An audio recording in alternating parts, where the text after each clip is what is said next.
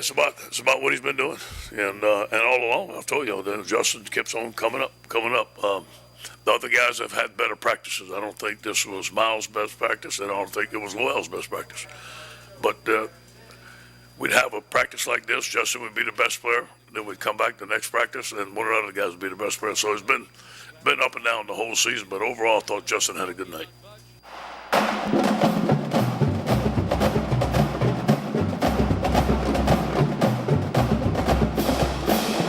Hello and welcome to this week's edition of Tigers Roar here on Pelican Sports TV. I am Tommy Chrysan.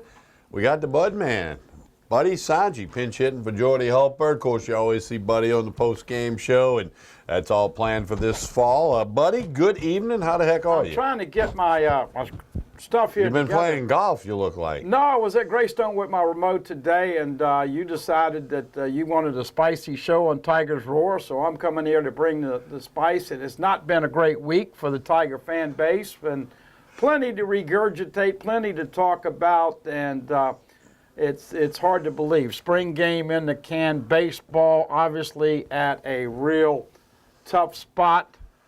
Gymnastics culminates a great year, finishing fourth. Softball 2 out of 3, but still leaving to be desired. There is one team out at LSU that's ranked number 1. Do you know who it is?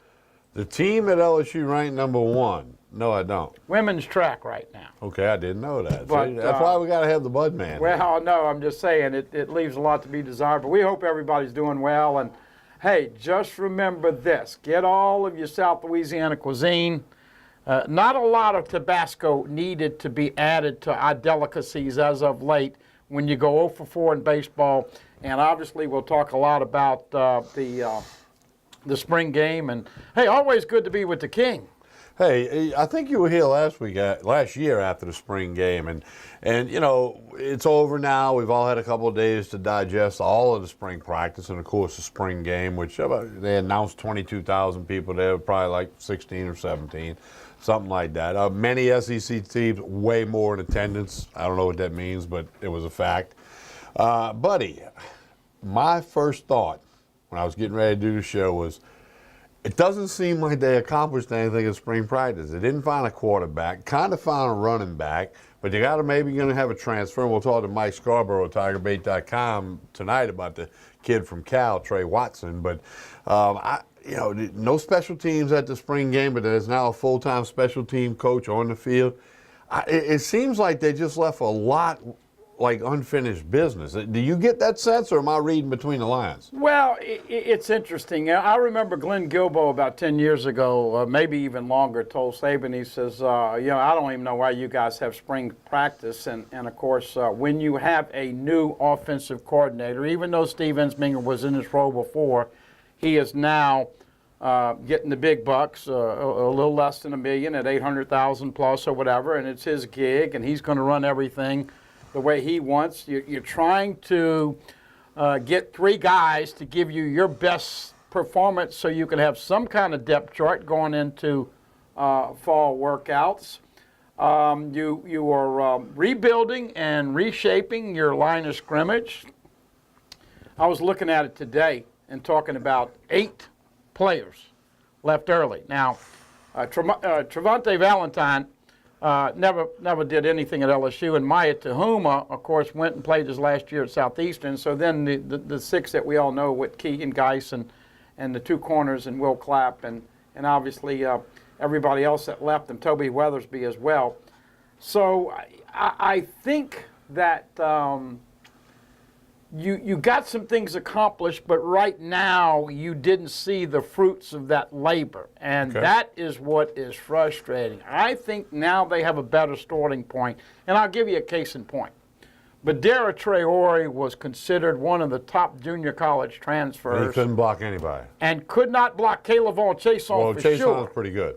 He's pretty good, but my point is they know now they can't depend on him to play backup tackle against SEC competition. Lloyd Cushenberry, and it's very frustrating when you see LSU have trouble with center quarterback exchange. They realize now they got to work. So what I'm saying to you is that Justin Jefferson showed out and is going to be a factor. Clyde Edwards-Helaire showed out and is going to be a factor. They've got plenty of depth at tight end. I still believe, and I know Mike and Brian and other people are sleeping on wide receiver, I think it's going to be the most improved position on the field if you get somebody to throw it to them. Defense, you got to have a corner opposite of Greedy. We didn't find out anything from special teams. So my point is that even though you didn't, you threw all the recipes and the roux and the gumbo and the filet and the sausage and the boudin and everything into the pot, but it's not even close to being cooked with a meal right now. Well, and I didn't expect them to be ready to play the Miami Hurricanes this week. I'm not saying that, but it just seems like a lot of it was left open-ended. And, you know, the quarterback, okay? I think by design each week Ed Orgeron said good things about one of the three. And he doesn't want to come out with a depth chart. He said he did. But, again, this is all a smokescreen because I think he fears that if he listed a 1, 2, 3 in whatever order, whoever's 3 might be out of here.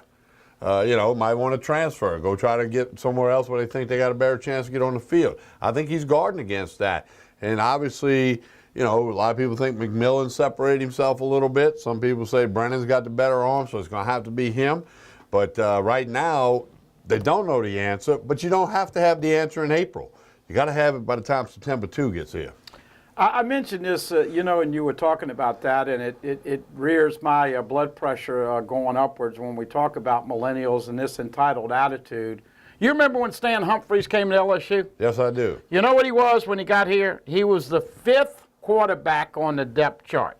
You know what he ended up doing? Transferring when he was 5. And he ended up playing, though, by the way, on Sundays a little bit. He won a national championship at Northeast, now Louisiana Monroe, and then he started a quarterback in the Super Bowl for the Chargers. So I cringe when I hear this talk about if I'm not named 1, 2, or 3, I'm going to take my ball and go home. It brought me back to the story of Rohan Davey. And Jerry DiNardo had Josh Booty, Craig Nall, and Rohan Davey. You remember that three-headed monster? I've talked about it on the air a couple times. Rohan Davey got the Screaming Reds when he was named third. And so J.P. Funes, who's a big wheel over at Lady Lake now and has done a great job, very close with Rohan. And this was you know, almost 20 years ago probably. And he says, give me your phone. I'm going to call Mom and tell her I'm leaving. His mama said, no, you are not leaving. Of course, we all know what happened. He sat. Jerry got fired when Hal Hunter took over, let Rohan play and start. They beat the snot out of Arkansas, and then Rohan, of course, had his turn. I think there are 2 words that young people nowadays can't spell and can't live up to, and that is 1, commitment, because everybody gives a verbal commitment, and that word doesn't mean anything, but 2, the P word, patience. And if you're third at this point, where are you going to go? Lowell Narcisse hadn't played. He's had 2 knee injuries, and now he redshirted. Justin McMillan's a 4th-year junior, and Miles Brennan had a cup of coffee last year. But my point is that if they can't ascend to the top here, where are they going to go and play? And so there a lot of talk about that, but I really am a little perturbed about this threatening, and I think it happens far too often. Now, let's talk about a more realistic situation in Alabama. Jalen Hurts' daddy tell everybody, if my son's not the starting quarterback this fall, I'm going to take him and run. Well, these idiots on the internet around here says bring him to LSU. Well, you think Nick Saban's going to let the water boy come back? He's going to Texas State, where he's going. Well, but my point is that this guy has done it. This guy has some skins on the wall. These 3 quarterbacks need to be cognizant of, number 1, they need to work their tails off and do the best that they can do, but they don't have any skins in the wall. They've got no leverage. But the other thing, TK, 1 play and an injury, and all of a sudden you go from 3 to 2 to 1. So I think everybody's going to have to be patient. But this is very frustrating because how many times has LSU been with the SEC, one of the top 3 or 4 quarterbacks in the last 10 to 15 years? Just Mettenberger, the year he had like 9 NFL guys around him. And so it's frustrating. I get it all the time. You get it all the time. Why can't you develop the skills to play quarterback. A lot of it has been recruiting with Les. He had a lot of misses at quarterback, but they have got to do a better job of getting somebody to be an extension of the coach at the quarterback spot because they touch it basically every play. Well, and I mean, again, it's April, okay? We're pushing towards the end of April. You got to be ready in September. So there's a lot of ground to cover, a lot of off-season work, a lot of working, studying tape, and then, studying film and working out and, playing pitch and catch with receivers. Absolutely. And then the fall camp will start on or about August 1st, somewhere up in there. And then somebody's got to step up. And if you listen to Coach Orgeron, it's a three-man race right now. And any of the three could end up being the guy based on what we know. And I think all three are going to play this year. And the reason I say that is I don't think one guy is going to grab the job and hold on to it and have it the whole year. You got bumps and bruises. My first thought is if all three guys are playing, this is not going to be a good football team. Well, what I'm saying is you could have a package for Lowell Nelson in the red zone. But it's in high school. It doesn't matter. The guy's 228 pounds. You realize how many people? You realize how many people? You got to have an offense and go. You can't. Okay, we're going to put this. That Hodson Guidry thing that don't work no more. It's not Hodson Guidry. Nothing. They didn't have shotgun and guys getting direct. They didn't have the Wildcat back then. They were both underneath the center. Okay? Lowell Narcisse is a big man that runs better than he passes. Shame on them if they don't have a package for him inside the 20. Shame on them. Justin McMillan has waited his turn. By the way, he won 2 state championships in Texas at the highest classification. Miles Brennan did not play against good competition, and now we see if he would hang out with you and me for 4 months. Hang out with me for 4 weeks, he'd fatten up. He'd be over 200 for sure. Yeah.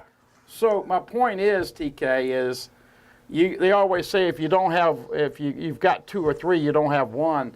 I'm saying at this point, I don't think somebody is good enough that they're going to grab the job and be there. You got bumps and bruises. You got injuries. Watch what I tell you. They will all get a chance, and this thing is going to go down to the end. Do you see anybody separating?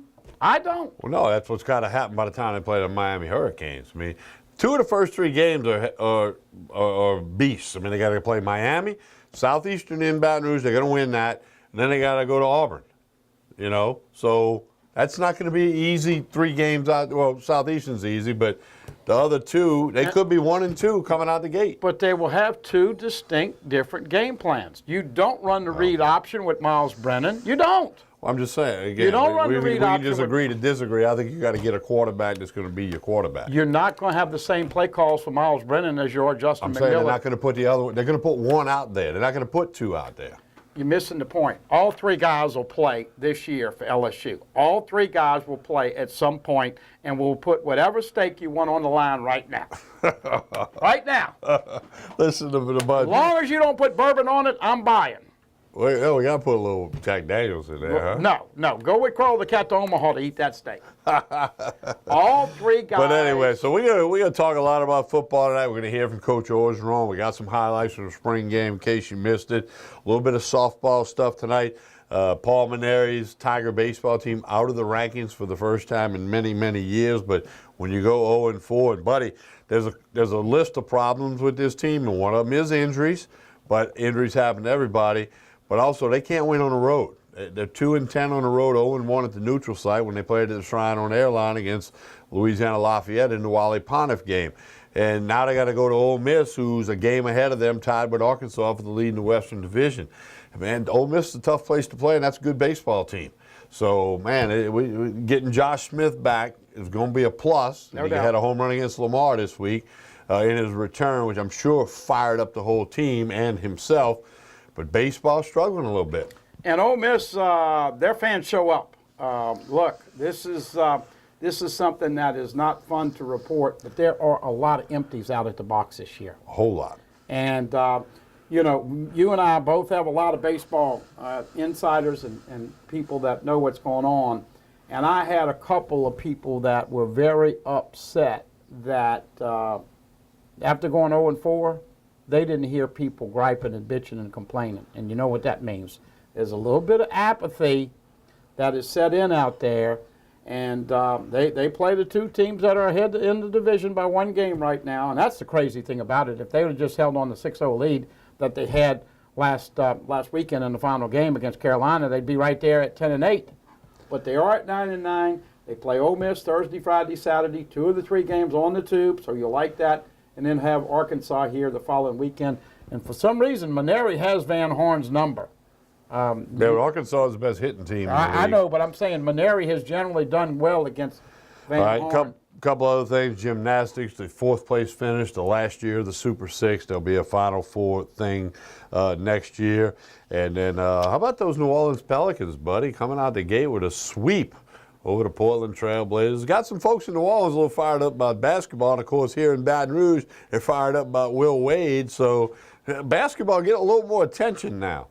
I give a shout out to Hughes and Sid Bowden over at the Holiday Hallmark Shops. They've been telling me they've been big Pelican fans for the longest. And I'm superstitious, as you know.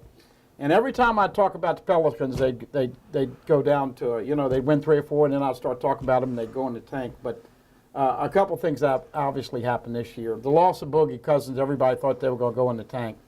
AD has stepped up and realized he's got to help win games. Drew Holiday playing like a man possessed. Rondo, Mirotic, all the guys that a lot of chemistry. And this is what I expected when Alvin Gentry came over from Golden State. They're playing now like a poor man's Golden State. 131-123 to finish it off.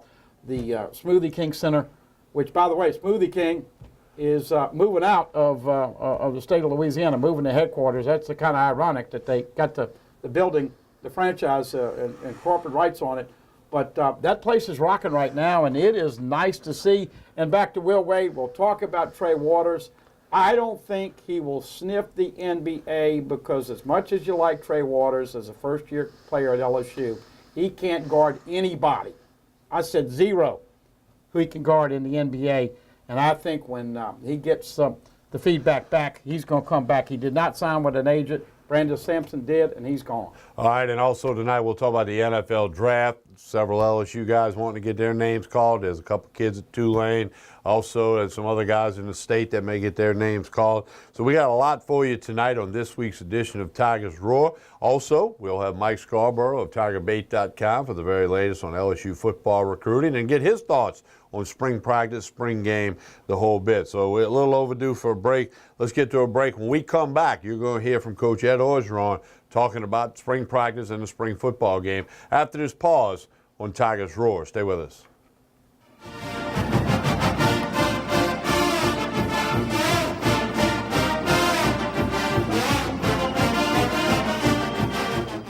Hi, I am Dr. Farrell Frugier Jr., and I am a general dentist at Frugier Family Dentistry. I was born and raised in Baton Rouge, Louisiana. I went to Catholic High School, LSU, and LSU School of Dentistry in New Orleans, where I received my DDS degree in 1986.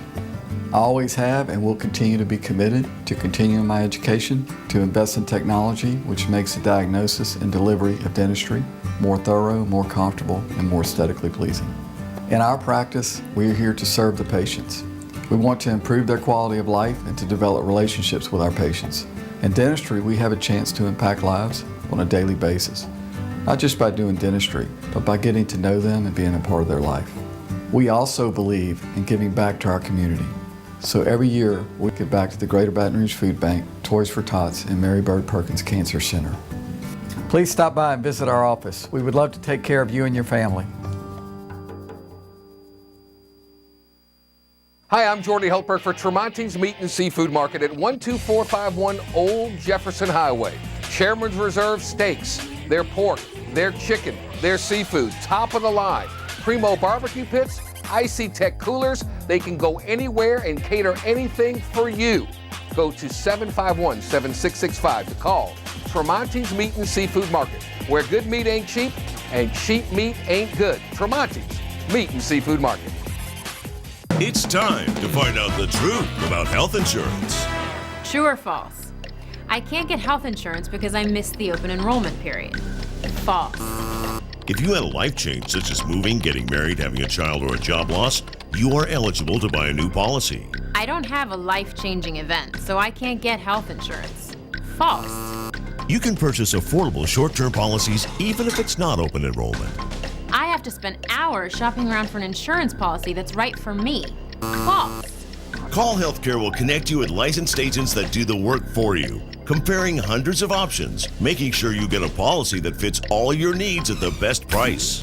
Call now and we'll connect you to a licensed agent that will answer all your questions. The call and the service are free, so what are you waiting for? Call Healthcare, getting the coverage you need at a price you can afford. Call now. Representatives are standing by to assist you.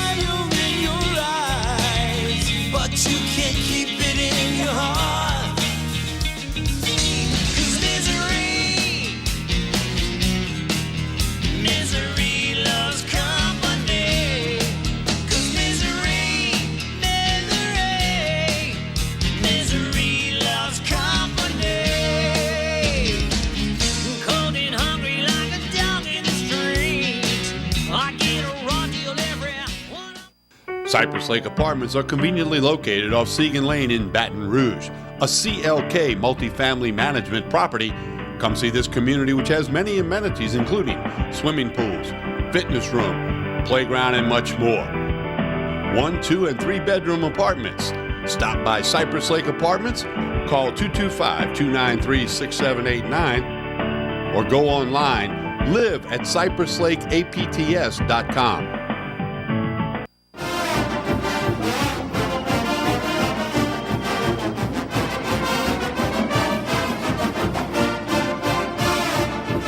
We continue with Tigers Roar here on Pelican Sports TV. Don't forget to like us on Facebook. Facebook page is Pelican Broadcasting.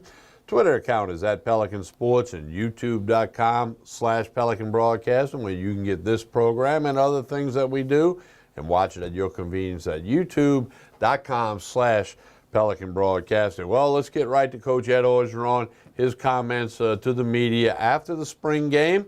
Unedited, we're just going to let you hear it all, and you can decide for yourself. Here's Tiger head football coach Ed Orgeron.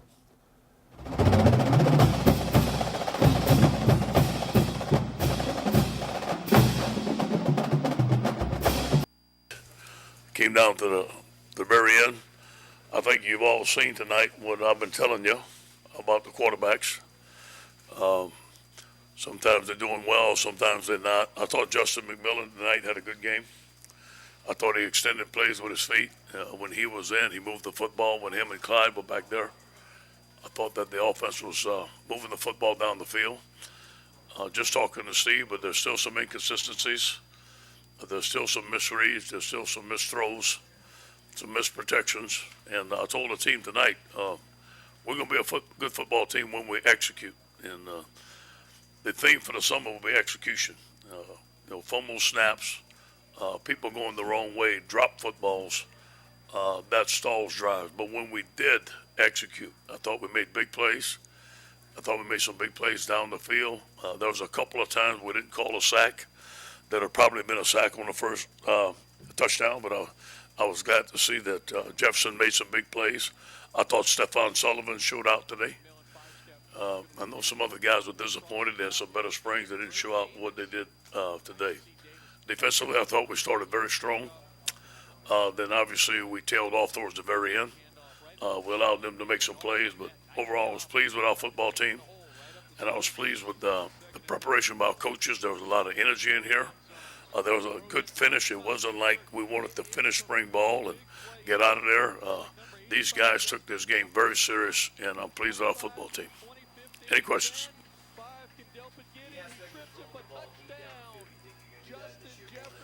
Yes, we love to do that. And, we started off throwing the short deep, short, intermediate routes, but we want to hit them deep, especially when we get one-on-one coverage and we can get great protection. And we got some quarterbacks that can scramble. We got some guys that can extend plays with their feet, and they have strong arms to throw the football down the field. That's what you saw tonight.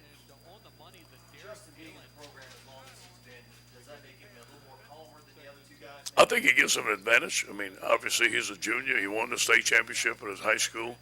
He's been here. He's older. He's playing with more confidence right now than the other quarterbacks, and I think that shows. Yeah, it's about what he's been doing, and all along I've told you that Justin keeps on coming up. The other guys have had better practices. I don't think this was Miles' best practice, and I don't think it was Lowell's best practice. But we'd have a practice like this. Justin would be the best player. Then we'd come back the next practice, and one of the other guys would be the best player. So it's been up and down the whole season. But overall, I thought Justin had a good night. Yes, Jefferson can catch the ball. He's smooth. He runs routes well, and he has a great knack of getting yards after the catch. He's a good player. Yes, I think Clyde shows that right now he's our most explosive back. Obviously, him and Nick are going to share first-team reps, but when Clyde's in there, we move the football, and he can make plays. You know, he's hard to tackle because of the way he's built and the leverage. But you guys know Clyde. I know you interview him. He's 5'9", going on 6'4". I mean, the guy has a great attitude about himself. He's tough. I love the way he plays. He brings a spark to offense when he's in the game. Yeah. Well, you know, let me say this to you. Neil Farrell, the last two practices, has been one of our better defensive linemen. He's graded out well. He's going to be in the rotation. I'm going to have to watch the film, but he showed out today. That's what we've seen all spring, especially when he gets the ball outside. Now, he ran one up in the middle. There's a big hole there. Tay is a very fast running back. He needs to run the ball tougher inside. Tommy's been working that with him, but overall, I thought he had a good night. All spring. That's what we've been seeing. That's what Jerry loves about him. He's a playmaker. The pass breakups and bad balls, things like that, is that more attributed to defense making plays or maybe some things clean up on offense? I think it's a combination. I think standing back there, there's some very low balls that we have to get those balls elevated. I think there were some very good rushes, and the guys are timing of the release, when to jump. I think those guys are very well versed there. That's something that Pete taught us before he left. So I think it's a combination of both things. And how much of it is an advantage for Lowell and just to be able to escape pressure like Yeah. Miles, not so much of a sort? Yeah, you have to, especially in this league with the rush. Our protection needs to get better. There's a couple of guys, some new guys, they're going to need help in protection. We're going to have to chip. We're going to have to double team some guys. I thought it was a disadvantage sometimes with outside rushers or the new guys. So we're going to have to be creative in our protection. But it is an advantage. Those guys can extend plays with their feet. You saw it tonight. When you make this decision on who's going to be your starter, how big of a factor is that? Big factor, no question. Huge factor. I know you're without Sadiq right now, but is Caleb Chase going to be as solid as he looked today? Yeah. Every other play it seemed like. Yeah. If we'd have called sacks, he'd have probably had about 5 sacks. And the rushing line, he was getting a lot of one-on-one. So he's had a good spring. You know, he was in Arden's shadow, and he has matured. You can see him tonight. He was fired up. And Kelvon's a great young man, but he turned it up game time tonight. I thought he had a good night. How much stock A lot. Underneath the lights, you know, we saw some guys make a lot of mistakes, jump off sides, bad snaps, fumble snaps, guys going the wrong way. And I'm sure when we watched the film, there'll be some mistakes on defense, but I was watching behind the offense, and I was watching it tonight. There was a lot of mistakes. There was a lot of miscues. And again, that's how you got to perform under pressure. That's what I told our team today. We have to practice under pressure. Because we can't wait till Miami to see how these guys are going to perform. We need to get a lot better in execution. Yeah. I think he did good. I think Andre's had a good spring. He's not completely healthy off that foot. He's still limping a little bit. But Andre is going to help us next year. He's going to be in the rotation. I like Stephon Sullivan. I thought he went up there and caught the football. Thought he made some big plays. He's a good athlete. I thought D. Anderson made some good plays at the right time. I know Seven didn't play the way we've been seeing him all spring. I know he's disappointed. And we'd like to get the ball to our tight ends more. I think we had a couple on the crossing route, a couple of Nakins. But Moss made some tremendous catches in last scrimmage. He didn't make none tonight. So we're looking to get the ball to our tight ends more and get the ball to our big receivers.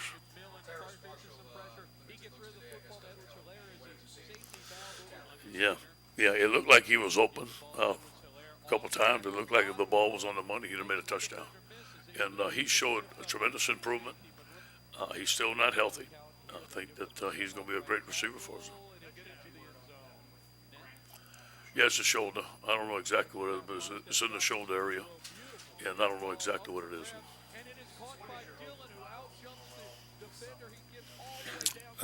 Now, continue to improve.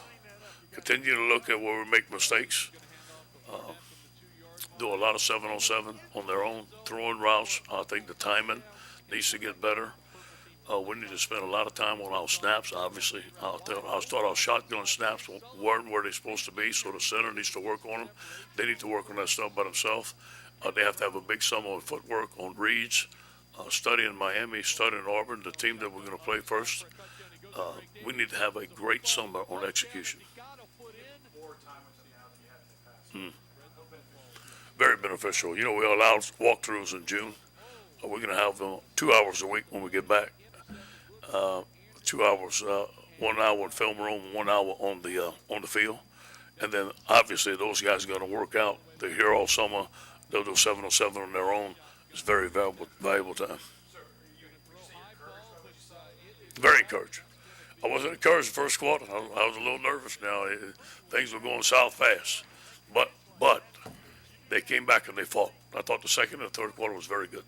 And it's kind of indicative of the spring practices.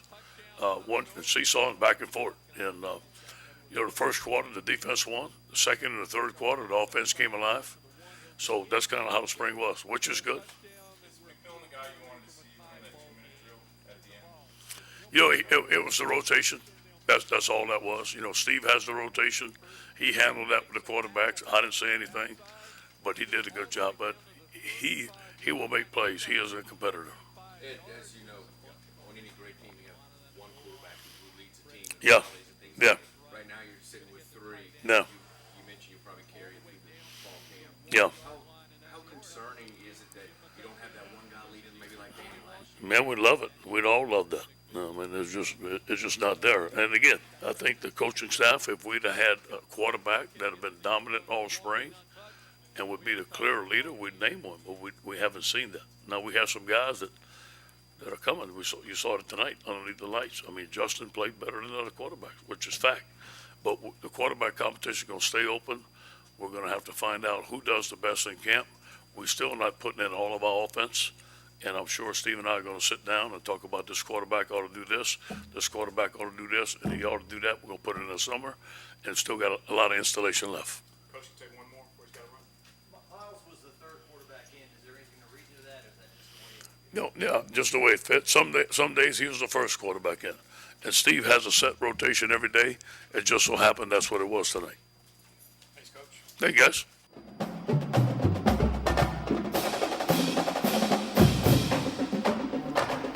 Buddy, we have a highlight package coming up in a little bit from the spring game, and I'm going to tell people pull up the roster now because a lot of the guys, you're not going to know who they are unless you have a roster on your phone or your computer. But, buddy, I saw something in that B-roll that was going on while Coach Orgeron was talking I just cannot believe. And that is? Miles Brennan made a tackle on an interception. He can't be that dumb. You don't make a quarterback, Delpit got hurt, he should be all right by the fall, but you don't want injuries and a quarterback goes and tries to make a tackle, that just tells me his football IQ is not real high. Well, I think that you played baseball. Competitive juices take over. Yeah, but you got to be smarter than that when you're a quarterback and you have a different color jersey on for a reason. Because they don't want anybody to hit you, and I don't think they want you to hit anybody else. I understand. By the way, I want to make sure when we come back after we get this break that I expound on more. I'm not saying they're going to play 3 quarterbacks every game. What I'm saying is that I don't think that they go through this season without Miles Brennan, without Justin McMillan, and without Lowell Narcisse all getting some reps and some time, because when's the last time LSU had an injury at quarterback? It's, it could happen, but you're going to have 2 sets of game plans. You're not going to call the same plays with Brennan as you call with Justin McMillan and Lowell Narcisse. Trust me. Okay, well, I mean, again, if all 3 of these guys take meaningful snaps. I didn't say meaningful, I said snaps. At some point during the year, if they all have to play in a meaningful time, and I don't mean when they're up 50-0 against Southeastern, that's not a meaningful snap by my definition, then that means this is not going to be a good team. That's just my thought there. Well, look, the big thing is I say not good. They're going to win 6 or 7 games max, and that's going to be it. Well, look, only Vegas and the big man upstairs has an idea. What the wise guys. What they're going to do. Buddy, we'll talk about when we come back. Yeah, let's get this break in. I got something I want to say about the schedule, too, and last year's schedule. We'll get into that when we return with more of Tigers Roar on Pelican Sports TV. Buddy Sanji, pinch hitting for Jordy Hultberg. I'm Tommy Chrysan. Stay with us.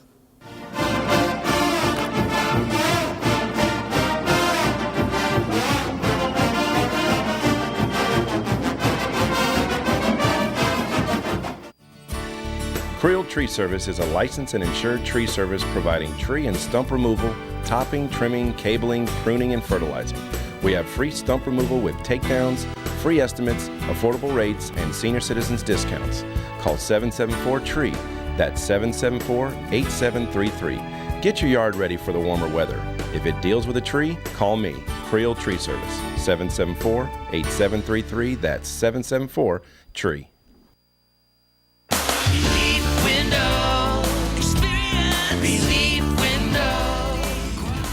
When my wife and I started Relief Windows, what we were trying to do, what our goal was to give a quality job to a homeowner. Everybody's scared of contractors. We wanted to change the mold of what that is. Not showing up on time, not answering the phone, somebody running with your money. The reason why you should pick Relief Windows to do your renovation of your home, windows, doors, Hardy Planker siding, is because of the experience, quality service of our company. Service is everything we have. It's the foundation of our company. We're going to show up on time. We're going to do the job right. Over 60% of our customers is customer referral. We're a local company here in Baton Rouge, built in Baton Rouge, staying in Baton Rouge. Okay. The job's not done until you're happy and we're happy. It's built the old-fashioned way, with a handshake. Here at Relief Windows is honored to be official window, door, and siding company of LSU Athletics, from one winning team to another. It's a beautiful day for baseball. Take me out to a Hooters. Take me out to the game. Give me some wings and a frosty brew, a seat by the tube and a buddy or 2. Step up to our plate. Bring the team to Hooters and get 40 free boneless wings. Offer applies to teams of 6 or more in uniform. There's no better place to catch the game. It's baseball time at Hooters. My name is Dr. Nicole Rogers, and I'm here in Old Metairie, Louisiana at Hair Restoration of the South, where your hair is our care. And I'd like to invite you to come and visit and discuss various options for treatment of thinning hair. These can include both medical and surgical options. You don't have to go straight to surgery. In the meantime, feel free to check out our website, hairrestorationofthesouth.com, and we look forward to seeing you soon. This is an important announcement. If you're between 50 and 85 and worried about your loved ones, you can still get affordable life insurance for peace of mind. My life insurance coverage is guaranteed, and I was not required to get a medical exam. I had high blood pressure and diabetes, and I got my coverage with one telephone call. No exam necessary. I'm a smoker, and I wanted to take care of my family. I called to get my life insurance and my affairs in order. I wanted to do the right thing. Call Final Expense No Exam Insurance. Your rates are guaranteed and will never increase. I called and learned that this insurance cannot be canceled even if you get sick or gain weight. And there are no restrictions on how my beneficiaries use the money when I'm gone. Approval was easy and the price was right. I wanted to do this for my children. Call 800-654-9927, 800-654-9927.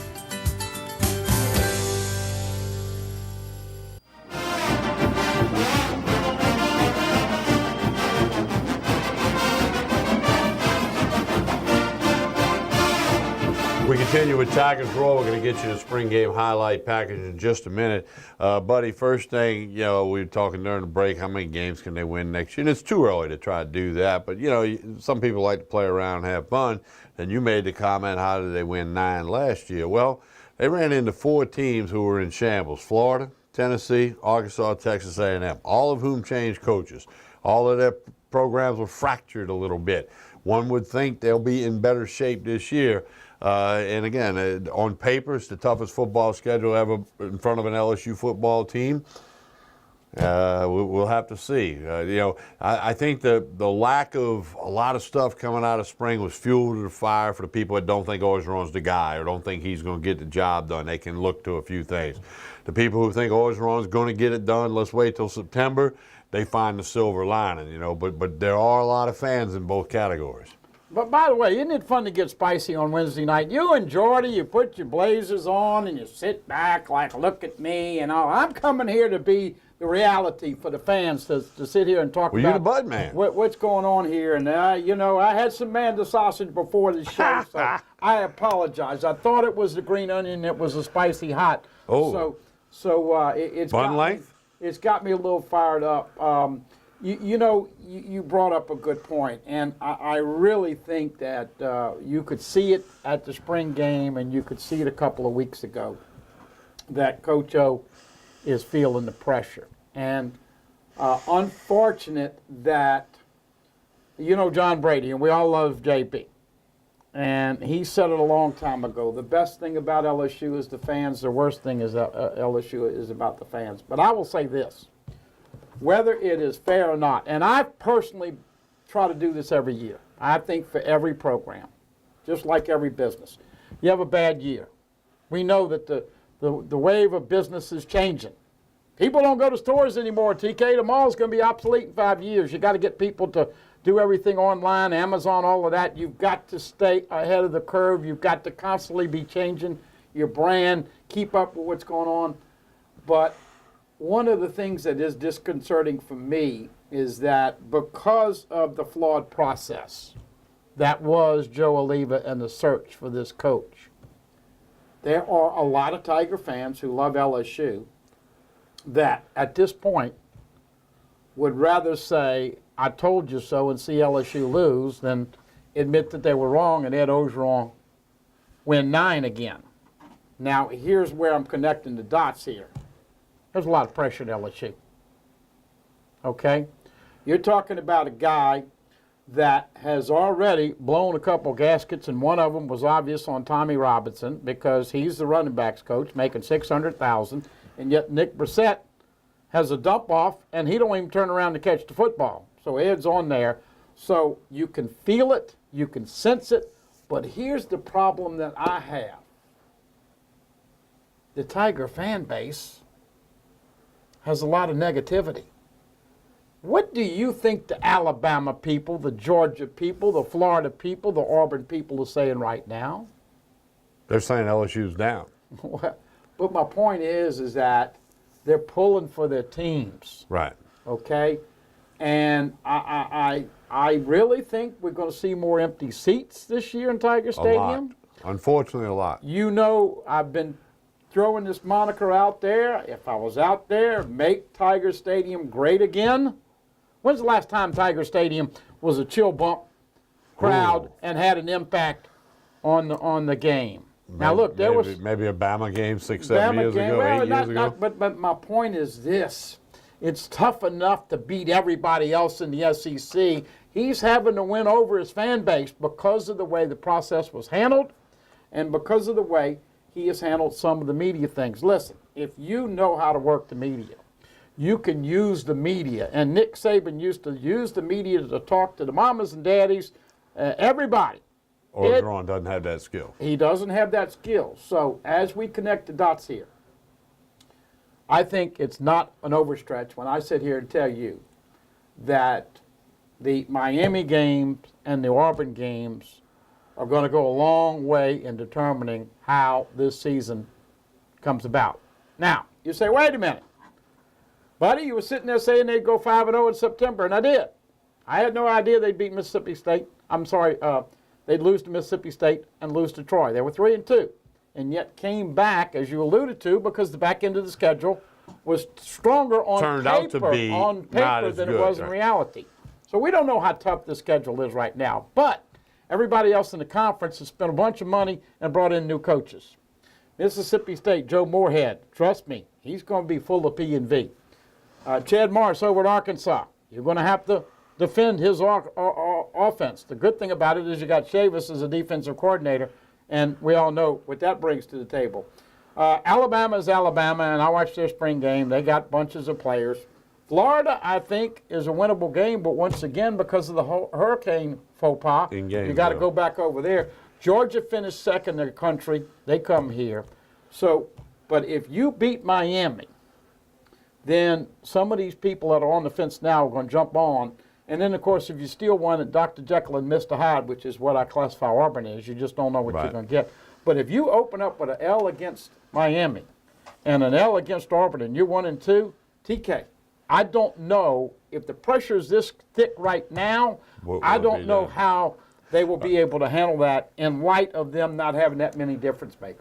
We've got some highlights from the spring game for you to enjoy. And again, hopefully you pulled up that roster or that on the smartphone or on the tablet or the computer, because there's some numbers out there you're not going to be familiar with. But go ahead, in case you missed it, enjoy some of the highlights from the 2018 LSU spring football game.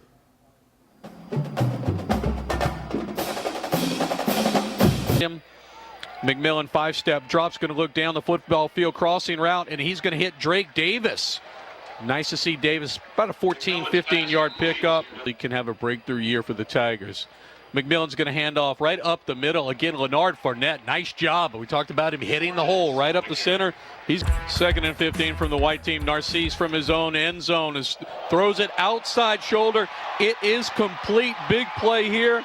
Looks like number 85, Justin Jefferson, down to the 25, 20, 15, 10, 5. Can Delpit get him? He trips him, but touchdown. Justin Jefferson, 95 yards. They just need to be refined. Miles Brennan on the purple team. They'll take over from their own 37. Play action pass. Again, we see that crossing route. And big pickup, 12 yards. Nice job by Brennan. Right, play action pass. Brennan's going to roll out to his right, and on the money, the Derek Dillon. The sidearm to get it past the defender. 2nd and 10. McMillan this time on an in route to Giles, and what a great job by Grant Delpit in coverage. In big plays. They're short in the running back position, and so you got to make it up somewhere else. LSU happens to have today's spring game the ability to close once the ball is in the air. 3rd and 10. McMillan faces some pressure. He gets rid of the football to Edwards-Helaire as his safety valve over under center. Going to give the ball to Edwards-Helaire. Off tackle, a lot of room. Makes one defender miss. Is able to gets tripped up by the free safety, Monroe. Long count here. They'll give it to Brissett off right tackle, and he'll get into the end zone. Net. Play action pass, 5-step drop. He's going to throw beautiful fade ball up for grabs, and it is caught by Dillon, who out jumps the defender. He gets all the way down to the 7-yard line. Clean that up. You got real problems. Narcisse is going to hand off the Fournette from the 2-yard line, and he will get into the end zone for a purple touchdown. Second at quarterback now with the purple team from the shotgun. 3-step drop. He's going to go a fade route. Wide open on that side is Sullivan. Big gainer as he was able to get some separation on the corner. Caleb Brown on the coverage. Number 41 at the right corner. McMillan shotgun other side for a touchdown. He goes to Drake David. He catches the football. Touchdown as he got a foot in. Eligible receivers here. Spreading the football field. 3-step drop. And he's going to run. Oh, he runs a seam route up the field and is intercepted looking for Anderson. And it was Battle, the veteran safety, who intercepts it, runs it all the way back to the 40. Well, Narcisse in the shotgun. 3-step drop. Going to throw high ball, but it is caught, and that's going to be Anderson. I checked that. Sullivan. Pretty when you have a guy that can go up and make the catch like that. You do that consistently, and here's Provins. Yeah, Tate Provins runs it in. A touchdown on a zone read. They out of the shotgun. He's got Edwards-Helaire to his right. He'll give it to him. Edwards-Helaire trying to bounce outside. He'll get to the 1. He'll get into the end zone for a touchdown, and we're a PAT away from a tie ball game. Catching the ball. They'll make great catches, but then they'll miss one that is an easy catch. All right, and Tate Provins gets the ball, breaks a tackle, bounces it outside, gets all the way down to the 35-yard line. Pickup of 25 yards is a bunch formation. We've seen a lot of that in the goal line. Brennan play action, bootleg right, going to hit the tight end all the way down to the 1-yard line, and that Scored. is number 88. Did you give him a touchdown? Yeah. Yes, indeed. Ja'Cory Washington next to McMillan in the gun. He'll step up in the gun. He's got pressure. He's going to run to his left. He's got room. Can he get to the end zone? He'll walk in untouched. We have a tie football game with a PAT.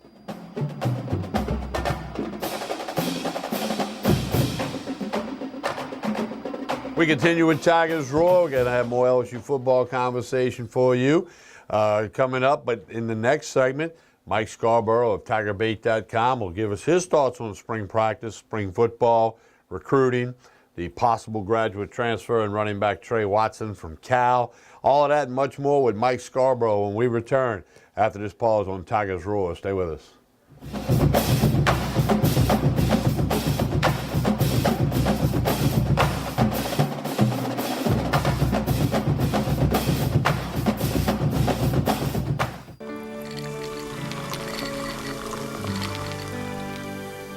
No one can stop me when I taste the feeling.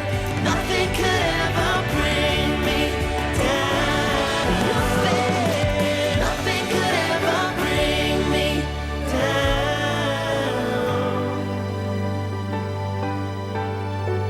Taste the feeling.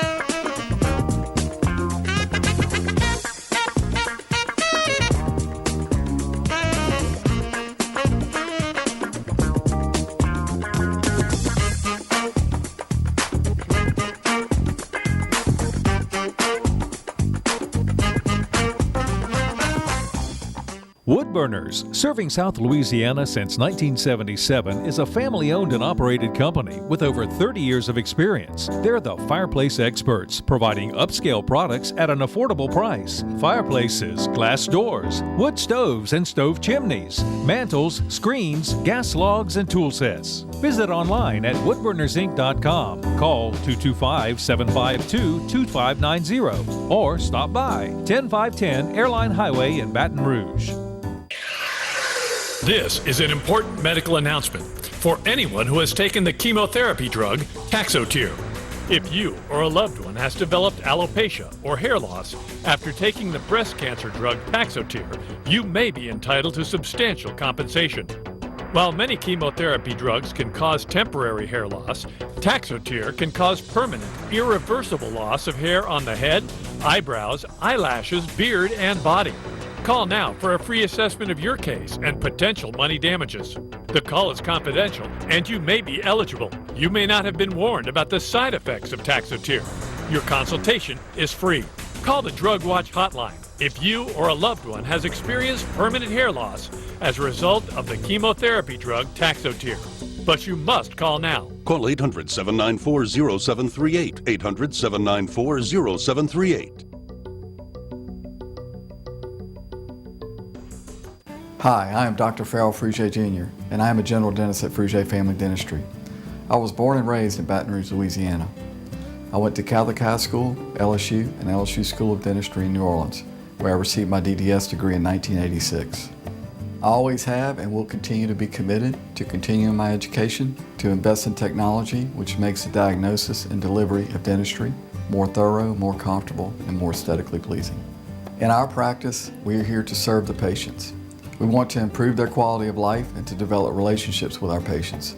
In dentistry, we have a chance to impact lives on a daily basis, not just by doing dentistry, but by getting to know them and being a part of their life. We also believe in giving back to our community.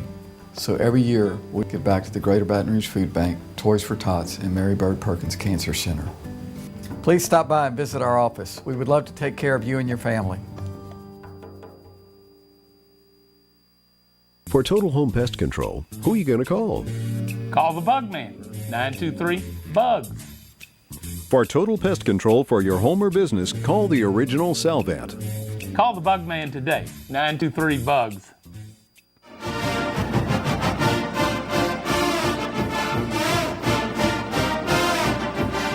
Continue with Tigers Roar, buddy. Sanjay Tommy Krysan with you. And right now, as we do each and every week, we're joined by Mike Scarborough of TigerBait.com. We're going to tell you all about that momentarily.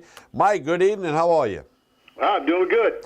Mike, your thoughts, two-part question here. Your parts, question number one, your thoughts on spring football practice, and then two, narrow it down to the spring football game. Your thoughts and observations. Yeah, I don't know that any of the questions we had before the spring were answered. And I think if you were glass half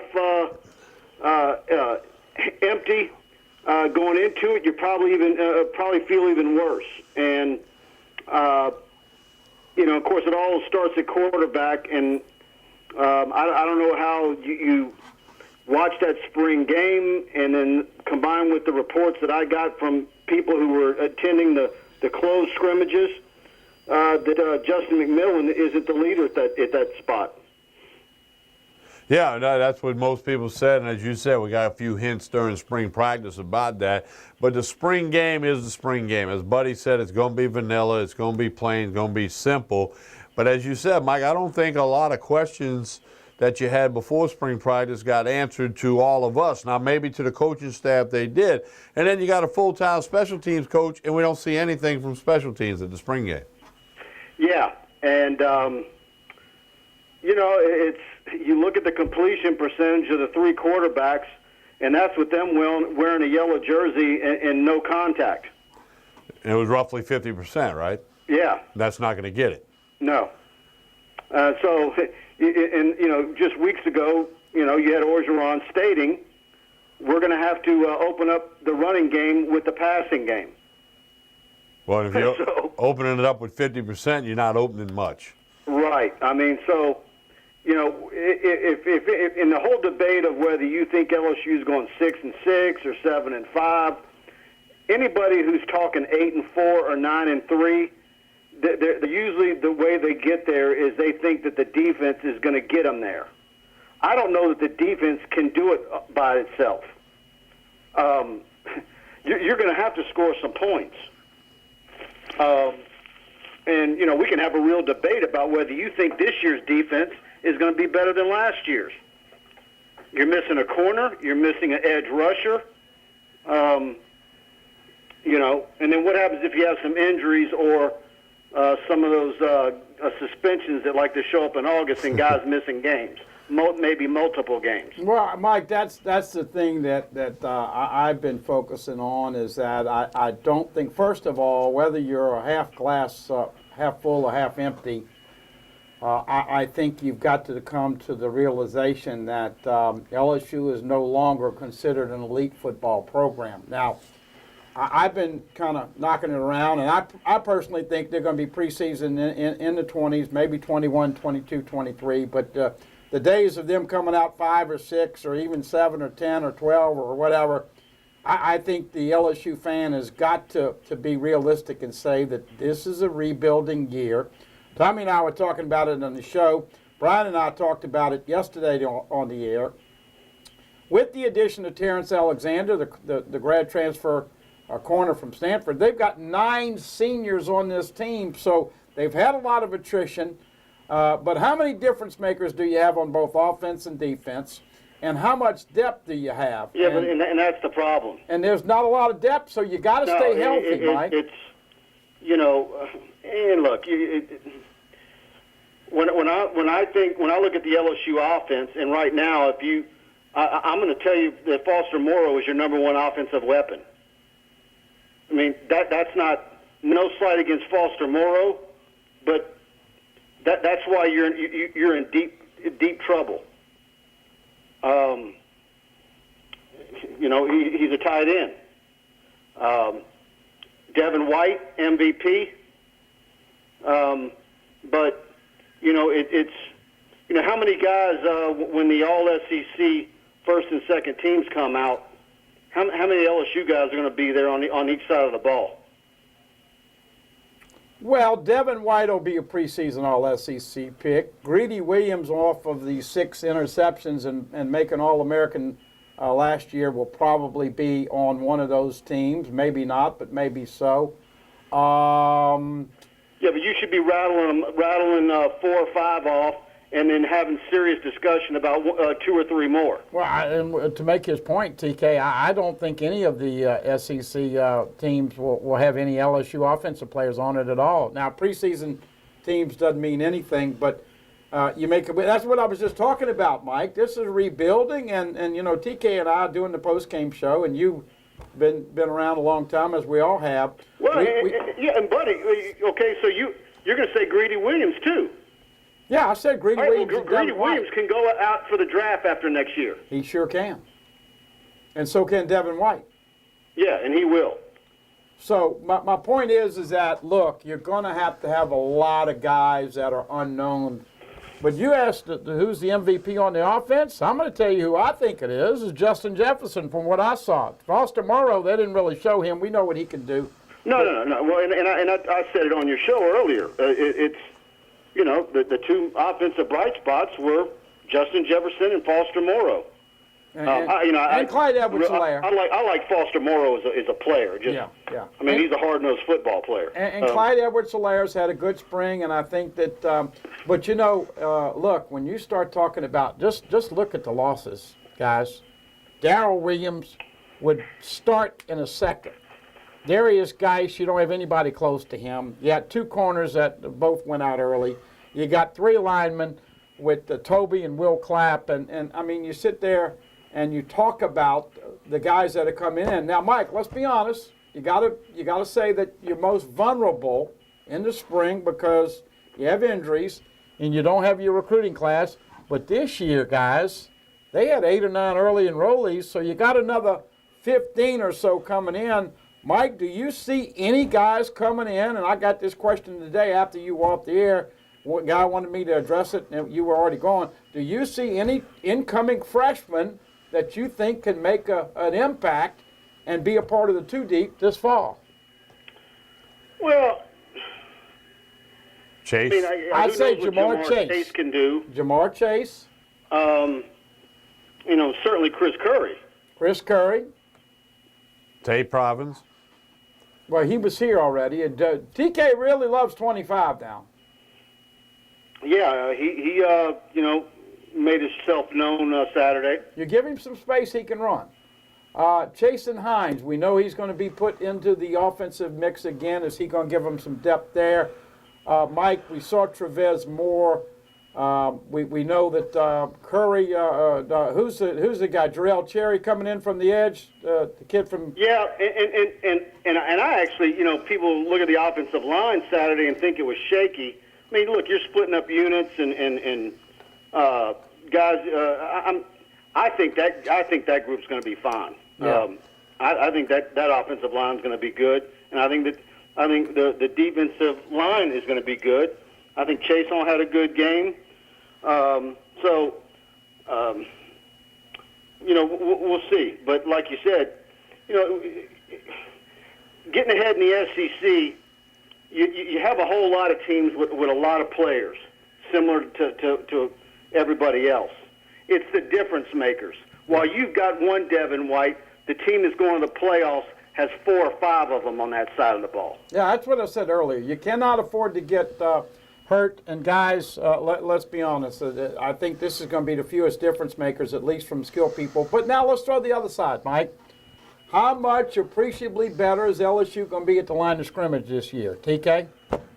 You don't know right now. I mean, Mike makes a good point. The spring game, they're breaking up units and all that. It's a whole nother thing when we get to September. And they got some guys up there that have upside, and it's going to be a matter of whether or not they can do it, you know, when the lights are on in September. I think they're going to be fine on the defensive front, Mike.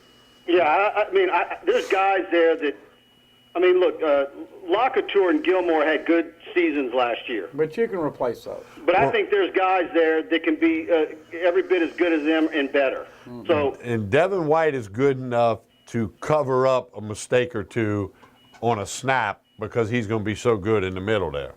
Right. You know, so if somebody misses a little something in front of him, he's going to be so good. He's going to be making 15 tackles a game roughly, and he's going to make up for some small mistakes. The guys that Jonathan Giles, I was disappointed. I thought that he I don't want to say he looked lost out there, but certainly, he's not going up against Big 12 defenses. Breeden Fehoko did okay. Moss's kid didn't get a lot of opportunities and then got a more F-back than tight ends, but I just think people are going to have to be patient, but there are a lot of questions to be answered 4 months away. The big positive, other than Delpit, they came out of the spring unscathed, and Delpit's going to be fine. Did we verify Terrace Marshall's injury yet? No.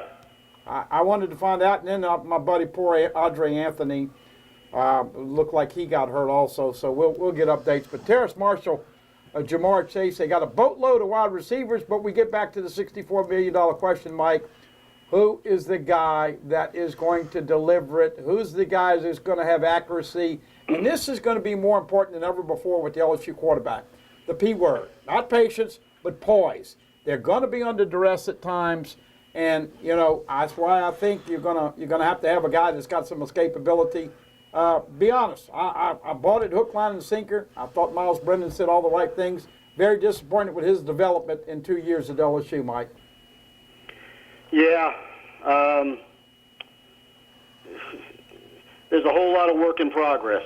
Yeah. And, and look, there's the things that we see when they let us in there for the 15 minutes, but I don't know, sometimes I wonder if the sense of urgency was there that needed to be there. But, of course, they might be ramping it up once they let us out of there. But, I thought we would see more out of the wide receivers than we did. But, again, it's like we've been saying leading in the spring. You can have improved wide receiver play, but you got to have the quarterback to get it to them. Hey, Mike, we asked you about this last week. Trey Watson, the graduate transfer running back from Cal out in the Pac-12. I know Texas is in the mix. What's the latest you're hearing on that, a possible visit at LSU?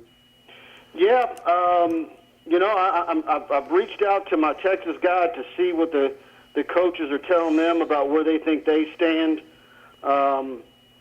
Certainly he's got to look at LSU and see a real opportunity to come in and play. I talked to our Cal guy last week, and he thinks the world of the guy and really talked up his ability to catch balls out of the backfield as well. So, and thinks he could fit real well in a more pro-style offense. So, Isn't he visiting they're going to sell him on all that. And, look, Edwards Hilaire looked good, but, he's still, to me, remains to be seen if he's an every down back and can be that power runner that you need and can be an every down guy, not just a change of pace guy. And if you get somebody banged up, you better have somebody you can turn to. Right. Isn't he coming in this weekend, Mike Watson? Yeah. Okay. Also, of course, other guys that were here. Mike, what was the vibe that you got from the recruits that did come in for the spring game? Give me a little idea of, because TK, Mike and I and you and all have been talking about it, this year is relatively loaded, and Mike, you have pretty much said it goes hand in hand how well they do, how highly ranked that class is going to be. A lot of it will be tied in with what they do on the football field this season. Yeah. Look, I know the junior college corner, Elijah Blades, had a very good visit. Chris Steele, the corner from California, had a very good visit. So, you know, we're going to wait and see. Blades, you know, got South Carolina and Auburn and, Alabama on his list, so we're going to see. Tell you what, TK, if they can't get three corners with the depth that they have right now at corner, I've never, 30 years I'm celebrating this fall, I've never seen LSU even close to being this thin at cornerback, and because of that, Kelvin Joseph's going to have to come in and play nickel and corner. Alexander's coming in. Now, you know, come to think of it, when was the last time LSU needed a junior college corner? Cedric Donaldson. That's the first one that comes to mind. And was there anybody after him that I'm forgetting about? Nah, I don't remember any. I'm not remembering any at the moment. But you got to get Derek Stingley here locally. You're talking about that. I mean, Cedric Donaldson. I mean, how many years ago was that? A lot. Yeah. Yeah. 20 the years against Florida. 20 years. Yeah. Yeah. And we're talking about the running back situation being the worst it's been since the Hallman years. Yeah. Oh, man. Hey, Mike, anything else that's shaking that you guys are covering at TigerBait.com? Yeah, we got, of course, all the NFL draft stuff that's taking center stage, football recruiting, of course, LSU baseball. A lot of people scratching their heads about how that's going to finish out, and talking spring football on the message boards like everybody. Hey, one more quick little thing, and I think it's pertinent to add this, but you know, one of the things that has haunted LSU the last 10-plus years is selling the 3 years and go to the NFL to these recruits. Mike, when is LSU not going to get hit? Last year, 6, and then when you throw in Maya Tahuma and Travante Valentine, who left LSU but still were part of their recruiting classes in the last 2-3 years. So they had 8 that left early. When is LSU going to stop this early exit to where, and Bama does a great job of keeping their seniors in, but how much of an impact is that, and what do you think they've got to do to stop getting all of their great juniors to say, this is why I came to LSU, 3 years, I've played my 3 years, I'm going to the NFL, because it really has hurt Look, I think part of it is maybe not going so overboard. Sports information, the football program itself, promoting the NFL and LSU. I don't know that Alabama does that. I don't know that, you know, I mean, I kind of keep an eye on it. I don't get the sense that those other schools promote the number of players that go to the NFL the way LSU does. No, they promote championships. On one hand, you like that, but you can show that when you give them a tour of the facilities and you got the helmets on the walls representing each NFL program, each NFL team and former players that played there, and you can mention that. But, you know, you can't do that to the extent that you see it being done here and then wonder why you have so many juniors that feel like they're a failure if they have to come back for their senior year. I mean, I hate to say this, but Kevin Tolliver Jr., to me, TK and Mike, just left because he wanted to get out of here. He didn't have a year that merited going, but we said the same thing about Trey Turner, and he's been a Pro Bowl. I just sent both of you guys a link to Dellinger's I got column, it. and you got to read it. He hits on some things, and part of the problem is the players, when they're being recruiting, the other players are telling them, man, you get in here for 3 years, you're going to the NFL. Yeah, absolutely. It's a different, Ross Dellinger called it a culture out there, and a very good article by Ross. When you got guys saying the right things to the media, but off the record, when they're walking through and you say something and they're pointing to their watch like, running out the clock on their tenure, and and it just goes hand in hand. It's like, okay, when you've got a kid on the bubble and he wants to come back, well, now the bowl selection, and what do the bowls mean? The playoffs are making it worse. There's so many factors. Right. So if you project that LSU's not a playoff team, and you're going back to Capital One, Outback, Texas Bowl, those rotation again, because what really gets to is whether you go 9-3 or 7-5, the quality of your bowl game really isn't that much different. Playoffs. Jim Mora many years ago. Look, they haven't sniffed the CFP, and we know, guys. It goes through Tuscaloosa, Alabama in the West. It goes through Atlanta, and right Georgia. now, you got to worry about the first couple of games with Miami and Auburn. But Mike, I think the LSU fan, if they don't want to have to take extra BP medicine, blood pressure medicine, not to be negative, but it definitely looks like a rebuilding situation. And I'm hoping that they can surprise some people and win a couple games they're not expected. But a lot of work to do 4 months away, Mike. No doubt. Hey, Mike, tell everybody all about TigerBait.com and how and why they should subscribe today. That's it. Go to TigerBait.com, your full-service LSU site. Got a great group of subscribers that on our message board that talks to LSU sports day and night, and love to have you as a part of our community. Check us out at TigerBait.com. Mike, appreciate it. We'll visit next week. Looking forward to it. Thanks. All right, it's Mike Scarborough, TigerBait.com, with his usual solid contribution to Tigers Roar. And again, buddy, it's the end of April, so there's long way to go, a lot of stuff to be covered, and who knows, things can change. Well, I just hope that the people out there who watch us during the year and follow you and Jordy during the week and all the things that we have moving forward, I hope they realize that look, we are independent. We're not tied in with LSU. We can tell you some of the dirt. We can give you our honest opinions without retribution and problems. And it's disconcerting. You know that this town and businesses certainly look.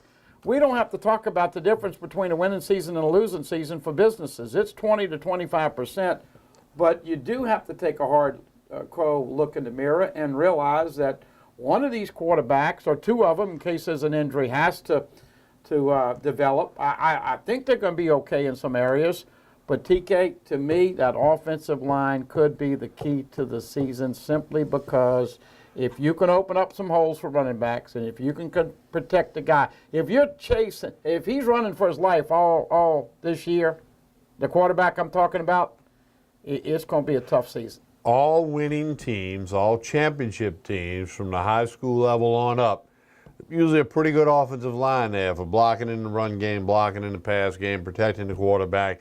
Usually that's somewhat of a common denominator, even on up into the NFL, obviously. So it is key. It is very important. All aspects of the team in the game are very important. That's certainly one of them.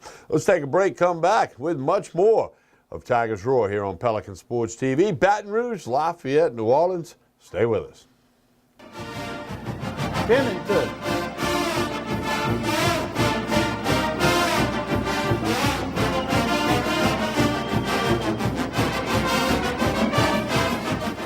I knew I could get myself out of this.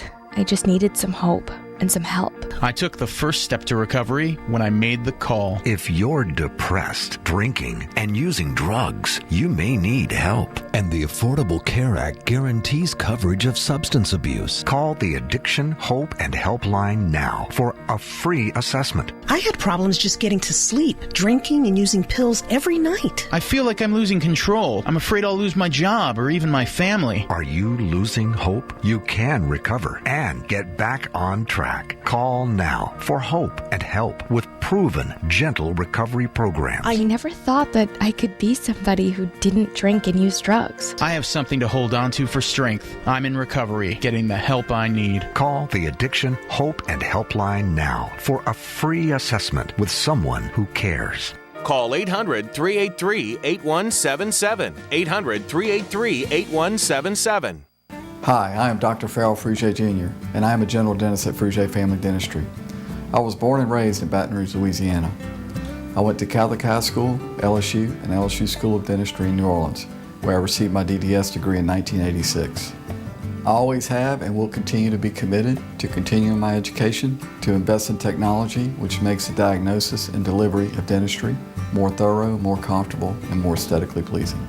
In our practice, we are here to serve the patients. We want to improve their quality of life and to develop relationships with our patients.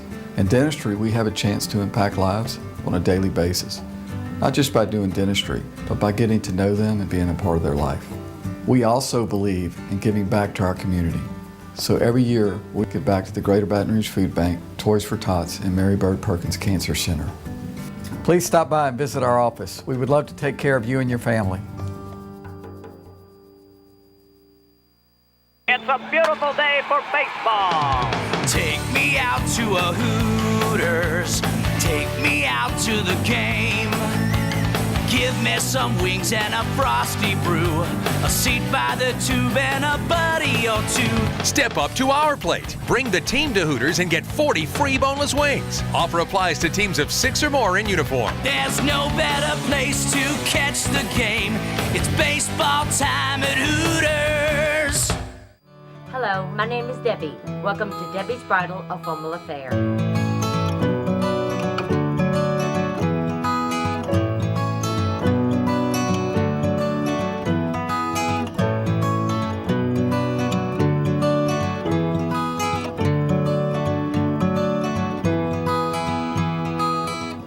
My name is Raven. I work at Debbie's Bridal, and she makes your dreams come true. Hi, I'm Bobby Yarborough with Manda Fine Meats. Here at Manda, we know what the folks of South Louisiana love. They love great flavored smoked sausage, delicious deli meats, and specialty items like boudin and andouille sausage. Manda Fine Meats has been providing these products since 1947. We produce them right here in Baton Rouge, so you know you're always getting the freshest product at your local grocery store. Manda Fine Meats. Taste the fresh local flavor in everything we make. Make it Manda every time. Hello. Hola. Ni hao. Experience what the Baton Rouge International School can offer your children. Now welcoming displaced students for short and long-term stability.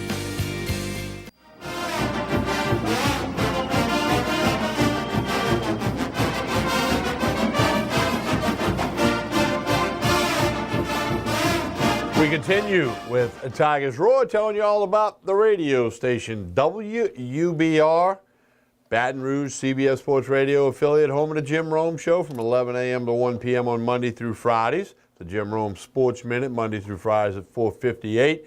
In the morning, you get Jordy Hultberg from 7 to 8. The gentleman on my left, Buddy Sanji, goes from 1 to 3. Pelican Sports Radio from 3 to 5. Dave Scandaliato Fridays 5 to 6. And next week, Kentucky Derby week, Dave will do his show Thursday and Friday because of the Kentucky Derby at 5 to 6 p.m. So there you have it. Get us on the computers, the tablets, the smartphones, the whole bit.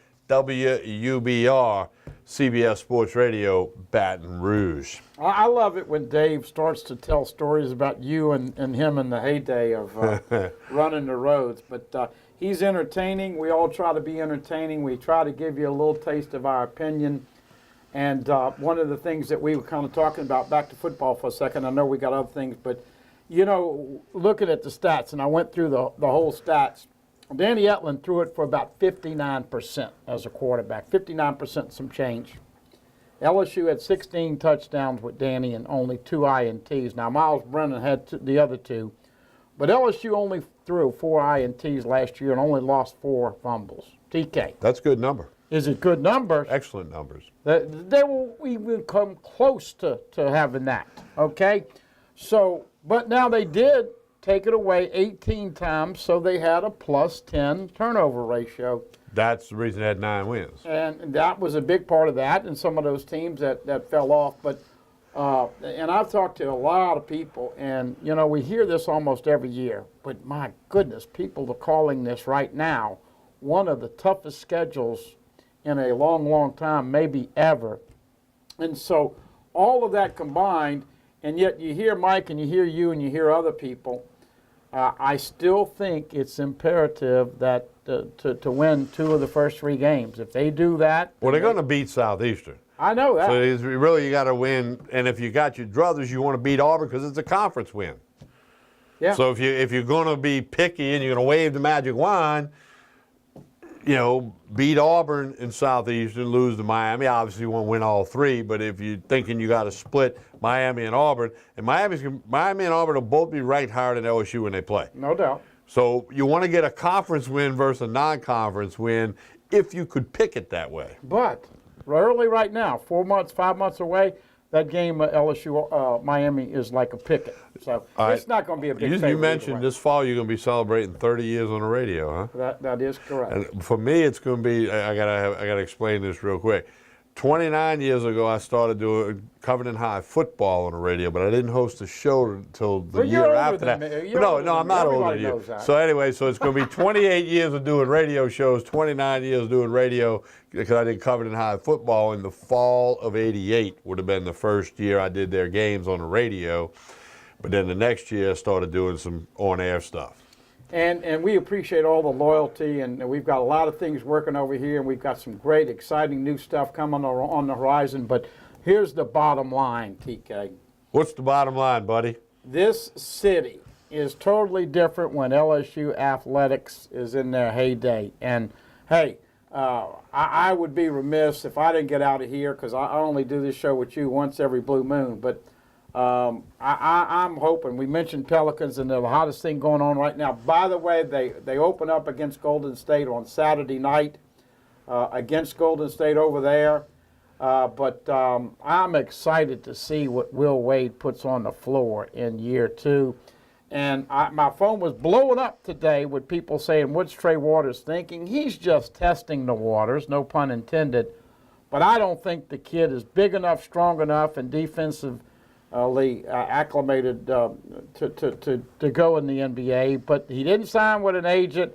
But, boy, how exciting was he at times. But he's just too small. I think he needs to get in the weight room, get bigger and stronger. But how about this load of talent coming in here? I don't know if you saw Emmett Williams and some of his dunks and some of his all-star games, and Naz Reid and, Javonte Smart right down the road. It's going to be fun to see what Will Wade can do in year 2, isn't it? It might turn into men's hoops U. We thought it was becoming gymnastics U. They ran into the 4th place banner, and maybe basketball will be the big flag carrier. But now don't sniff your nose on gymnastics. They scored the highest score ever in the Super 6, 197, 8 and some change. And I had people here and there and far away. I didn't get a chance to see it, but they didn't think that they, let's just say some shaky scoring at the end. UCLA to beat Oklahoma and had 9-9, 8-3 and a 10. LSU didn't get any 10s, but once again, kudos to DDJ and Bob and Ashley Claire Kearney and certainly Ashley Knapp and all those people involved. That's a class act and a first-rate program, and they will continue to do great things. All right, we're going to turn it over to the softball. We talked about softball. It's all part of LSU. It's all part of Tigers Roar. And the softball team under Beth Torina is having a good year. A few spots they wish they had a few more wins. But here's a couple of the softball players talking about Lady Tiger softball.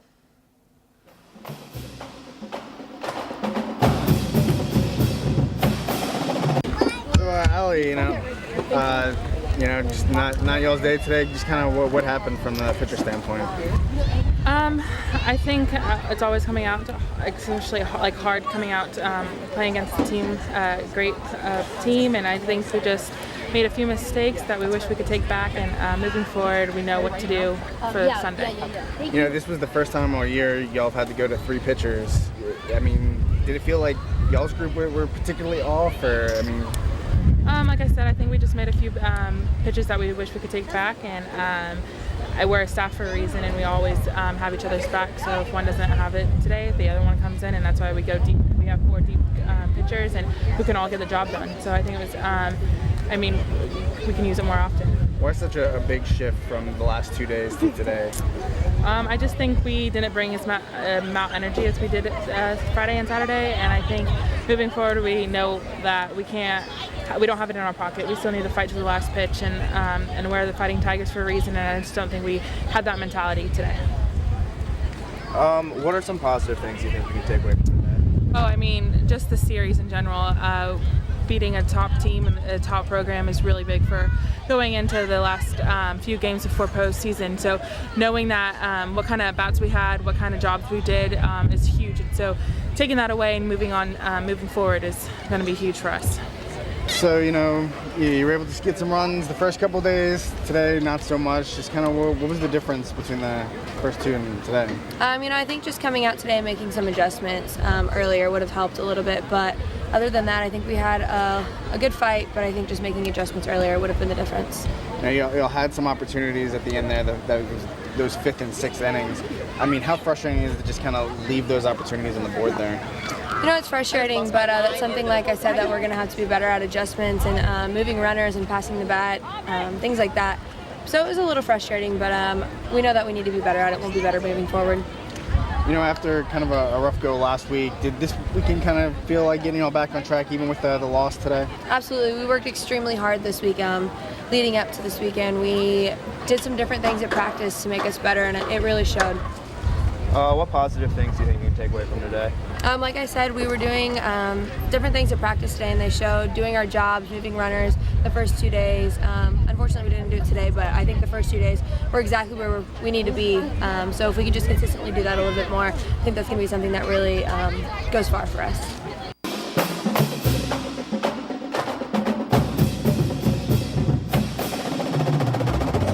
Time for another break right here on Tigers Roar. Hey, don't forget replays Friday night at 7 o'clock, Saturday morning at 10 a.m. That's each and every week.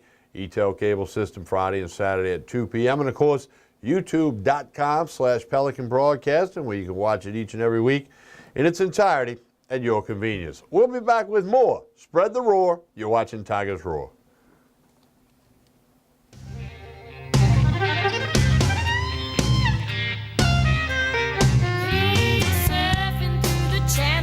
This little remote, wolfing down Cheetos. I hope he don't choke between Monday night football and Friday night fights. I'm lucky if I get to see a show that I like. He never hears the phone or the doorbell ring. I don't try to understand him. It's a male guy.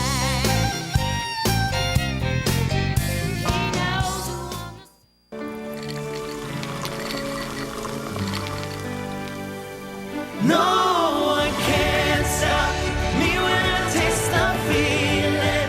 Nothing could ever bring me down. Nothing could ever bring me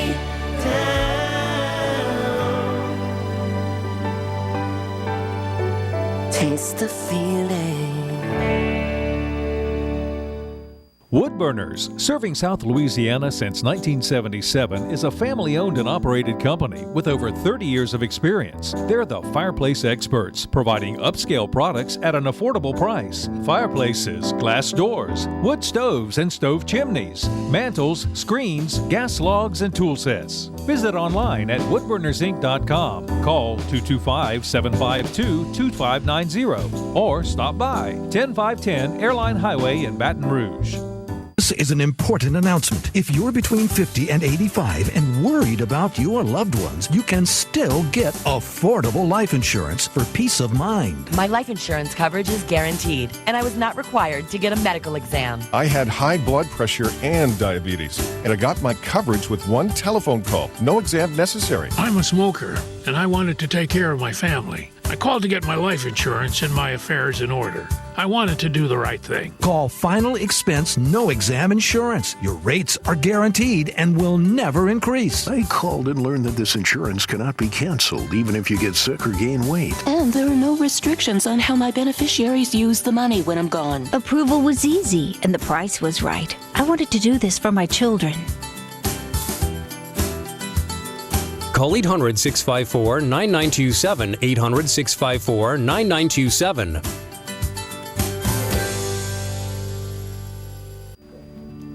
My name is Dr. Nicole Rogers, and I'm here in Old Metairie, Louisiana at Hair Restoration of the South, where your hair is our care. And I'd like to invite you to come and visit and discuss various options for treatment of thinning hair. These can include both medical and surgical options. You don't have to go straight to surgery. In the meantime, feel free to check out our website, hairrestorationofthesouth.com, and we look forward to seeing you soon. Cypress Lake Apartments are conveniently located off Segan Lane in Baton Rouge, a CLK multifamily management property. Come see this community, which has many amenities including swimming pools, fitness room, playground, and much more. 1, 2, and 3 bedroom apartments. Stop by Cypress Lake Apartments, call 225-293-6789, or go online, live at cypresslakeapts.com.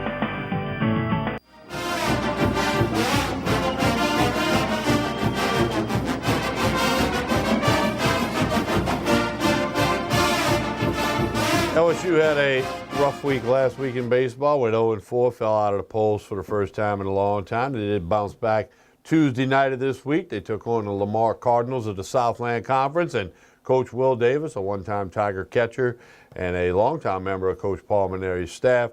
Cardinals not a real good team, although they have been playing better in the last couple of weeks. But LSU managed to get the win. We're going to hear from Josh Smith and A.J. Labus in a minute, but a complete game shutout. And I'm telling you right now, buddy, this week they've already announced the pitching. The third game's TBA. They'll wait and see what happens first 2 games. There's no midweek games next week due to exams. If Labus could end up being that Game 3 guy at home against Arkansas that weekend of May 3, 4, and 5, or 4, 5, 6, whatever the dates of the games are. But they did get off the schneid with the losing streak, and they got a win, albeit against Lamar. And for those of you looking for some positive stuff, LSU has beaten Ole Miss 5 straight series. But this is tough. They'll have plenty of people at their park. Mike, hard to believe on the release, 18th year as the Ole Miss coach. It makes you all feel old. 7 o'clock on the SEC Network on that's tomorrow night. I'm going to be punching. I'm going to be doing the LSU baseball and the draft at the same time. The Friday night game is on the digital network, and then Saturday at 3 o'clock on ESPNU. Swayze Field, and it will be packed to the gills. As I'm sure there'll be a couple 300 LSU fans there. Or more. It'll be a big, good atmosphere. Let's get a couple of clips from the win over Lamar on Tuesday night of this week and some conversation with Josh Smith, who had a nice return to the lineup, and then a complete game shutout by A.J. Labus. Here's some Tiger baseball for you.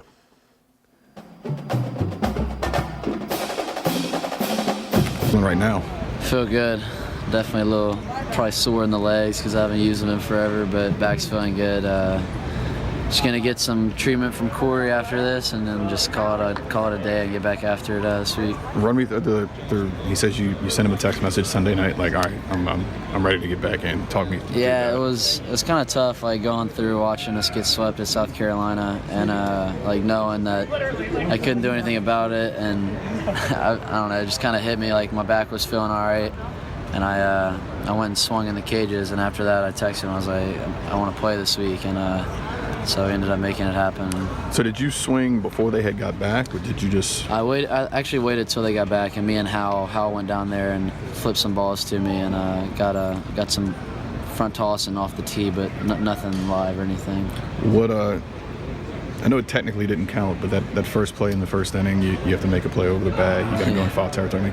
Did that help? Kind of like, I got settled in? I always do that. If it's a ball that I know is foul, I throw it anyway, just to kind of get a feel. Usually it's a bad throw, but I always just try to get a feel for it. But definitely probably eased me a little bit. I think eventually you got the home run in the sixth, but that first pitch, you were swinging no matter what, huh? Oh yeah, I didn't want to get to 2 strikes because I would have probably struck out. I didn't really feel that comfortable when I first at bat. Just timing was a little bit off, and then the rest happened. And that third inning, I think it was his third or fourth inning. Fourth. I was like, me and AD after I came in the dugout, he said I wasn't convicted with my pitches anymore, and I was like babying everything. I started like getting through it like how I was the first three innings. And so after that, like me and him just made a game plan, just keep your arm speed and just keep doing what you did the first 3 innings. And after that, and the rest was history after that inning. You feel like better stuff tonight? I mean, 9 Ks. I feel like I don't want to say you've had problems putting guys away, but there's been a lot of 2-strike hits in the past. I feel like I was just like executing and locating my pitches better tonight. I felt like my changeup was really good tonight, which it wasn't last week against Tulane. And then I felt like my slider was a lot sharper tonight, a lot later instead of like breaking early.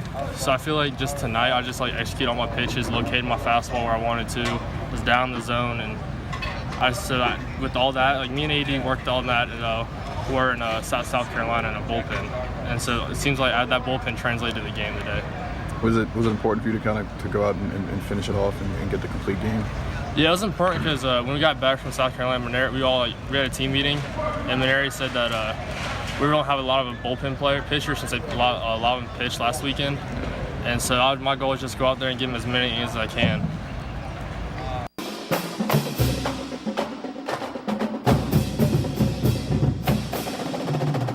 Labus with the outstanding performance. Again, I'll go out on a limb. He'll be the Game 3 starter in the Arkansas series, not this weekend, but next at Alex Box Stadium. Ole Miss impressive with some stats. We'll give them to you when we come back from the break. LSU 12th in the league in ERA over 4. Ole Miss has 3 starters, all 3 with an ERA of 3.30 or lower. Mikhail Hilliard did not have his great stuff. They hit the curveball on him last weekend for the first time, TK. So look, Hess against a really good lefty. We know that the goal is on the road in the SEC, winning 2 out of 3, but this is going to be tough. But once again, that stat, LSU has defeated Ole Miss 5 consecutive series, so maybe they can lean on that to have a little confidence. But it's going to be a tough. You think they'll have trouble winning the game there? I do. Yeah. When we come back, we're going to have some Pelicans stuff for you, sweeping past the Trailblazers, getting ready for the Golden State Warriors, and a little bit from Mickey Loomis on the Saints and the NFL Draft. That's all up next after this pause on Tigers Roar. Stay with us.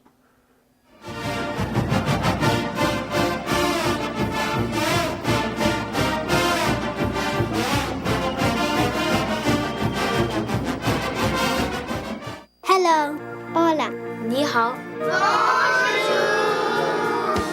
Experience what the Baton Rouge International School can offer your children. Now welcoming displaced students for short and long-term stability. I knew I could get myself out of this. I just needed some hope and some help.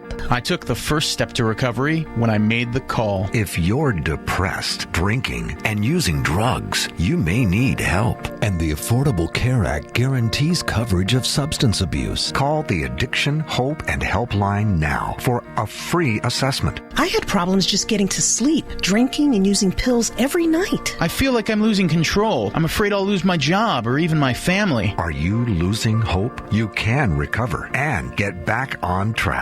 Call now for hope and help with proven, gentle recovery programs. I never thought that I could be somebody who didn't drink and use drugs. I have something to hold on to for strength. I'm in recovery, getting the help I need. Call the Addiction, Hope, and Helpline now for a free assessment with someone who cares. Call 800-383-8177. 800-383-8177.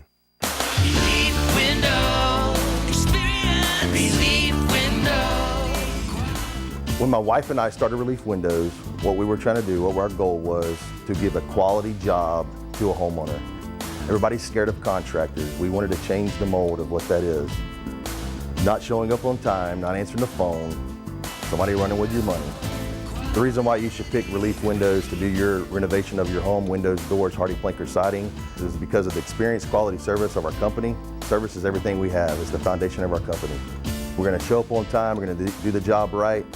Over 60% of our customers is customer referral. We're a local company here in Baton Rouge, built in Baton Rouge, staying in Baton Rouge. Okay. The job's not done until you're happy and we're happy. It's built the old-fashioned way, with a handshake. Here at Relief Windows, it's an honor to be official window, door, and siding company of LSU Athletics, from one winning team to another.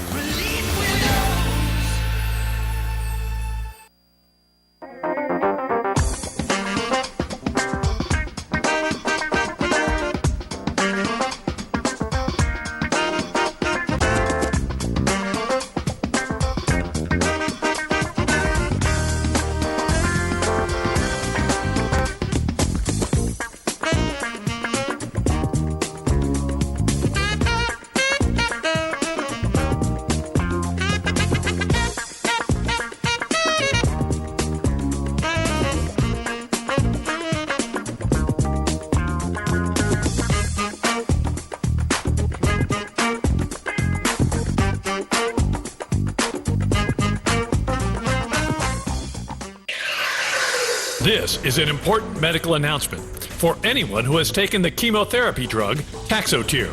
If you or a loved one has developed alopecia or hair loss after taking the breast cancer drug Taxotere, you may be entitled to substantial compensation. While many chemotherapy drugs can cause temporary hair loss, Taxotere can cause permanent, irreversible loss of hair on the head, eyebrows, eyelashes, beard, and body. Call now for a free assessment of your case and potential money damages. The call is confidential, and you may be eligible. You may not have been warned about the side effects of Taxotere. Your consultation is free. Call the Drug Watch hotline if you or a loved one has experienced permanent hair loss as a result of the chemotherapy drug Taxotere. But you must call now. Call 800-794-0738. 800-794-0738. Accord Eye Clinic Vision Source is located on Perkins Road in Baton Rouge, offering full-service optical and lab work. Dr. Shonda Accord and the professionally trained staff pride themselves on service, complete eye exams, help with contact lenses, and selection of frames featuring Silhouette, Gucci, Jimmy Choo, and all the top lines. State-of-the-art equipment including Optimap, which digitally photographs your retina. Call Accord Eye Clinic for an appointment. 225-767-3937. That's 225-767-3937. Visit the website visionsource-br.com. All patients of all ages are welcome. Accord Eye Clinic Vision Source.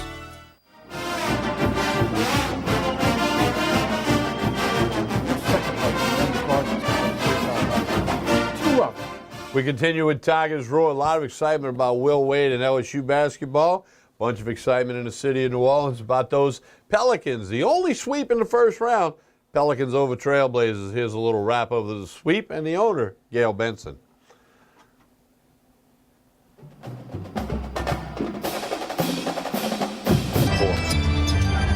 Gonna be Rondo.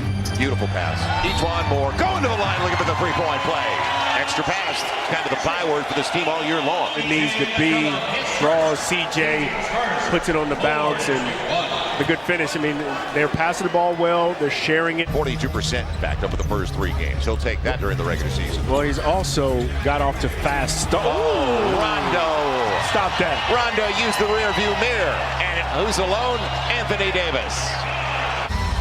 Look at this. Where y'all going? You're leaving the best player on the floor, and Rondo's finding him. Guard Davis out high. Mirotic is really doing a good job. Now, can he recover? Anthony Davis will. That's how good it is in protecting the rim. Staying grounded, and that's not staying grounded. That's pretty help. Making his second basket on his fifth try. Rondo trying to get it back inside, and he will. Great seal. How about the entry? He's so good at that.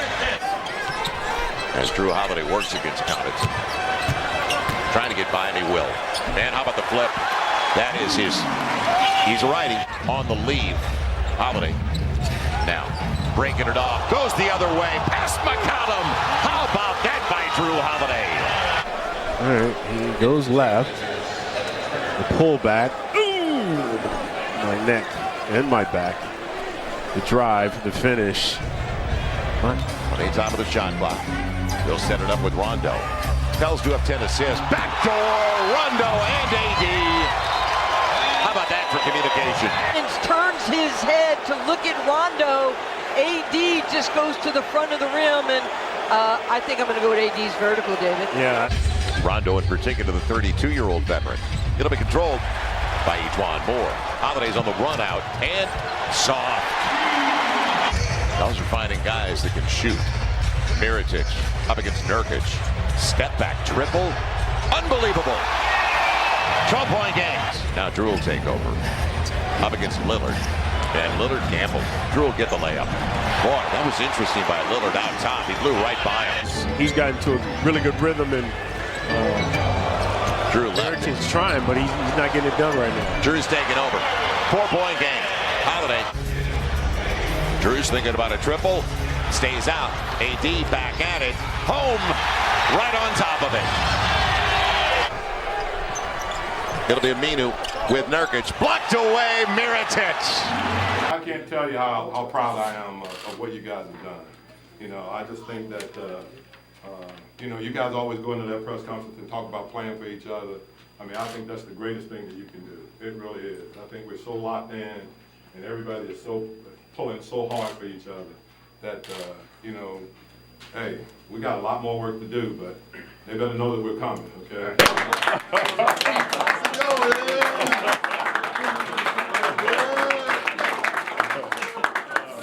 All right, hold up. Speech. I am so proud of y'all. Y'all swept them away. You kicked butt. Thank y'all so much. It was a great game. Great run. Thank you.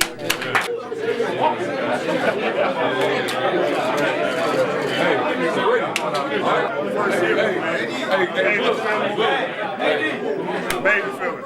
Let him sleep. They've been sleeping on us ever since he went down. They didn't think we was going to be able to make it. We thought we had to do something special.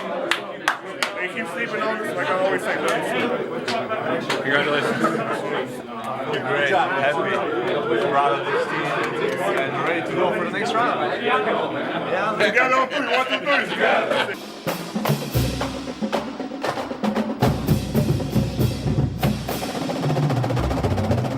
The NFL draft this week over in Arlington. They tell me the building's sold out or whatever seats they're selling. They got the big screen.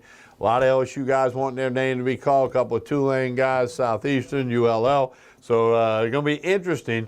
Here's Saints General Manager Mickey Loomis saying nothing about the Saints in the NFL draft.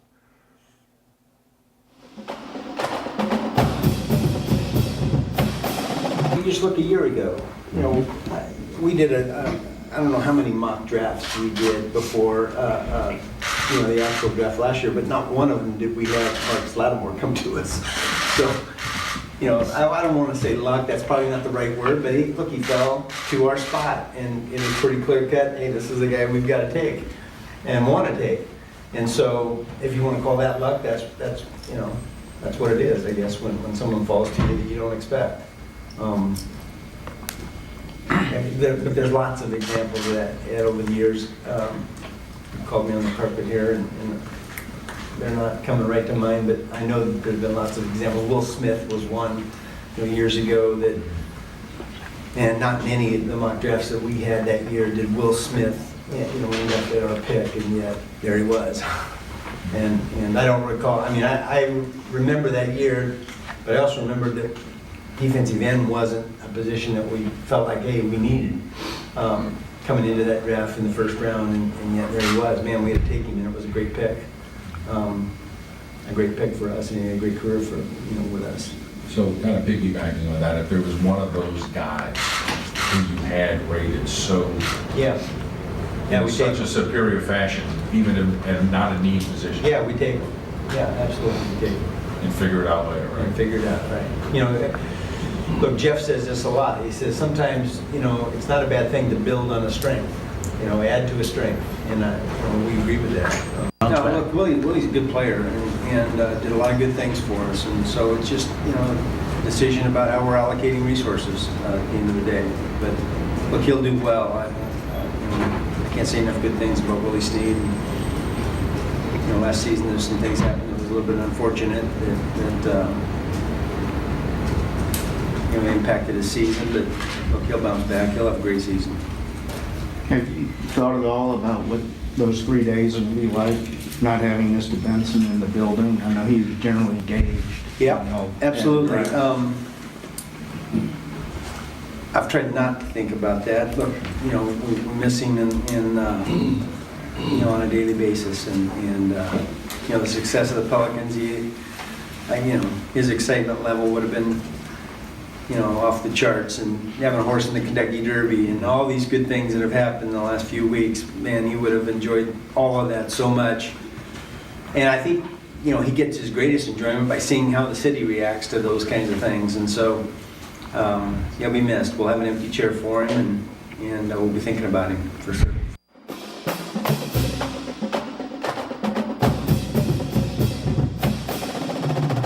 All right, as we put a wrap on this week's edition of Tigers Roar, we do appreciate Buddy Sanji pinch hitting for Jordy Hultberg, and kind of summarizing the spring football thing for LSU, Buddy. It's just that. It's spring football. We're still in the month of April.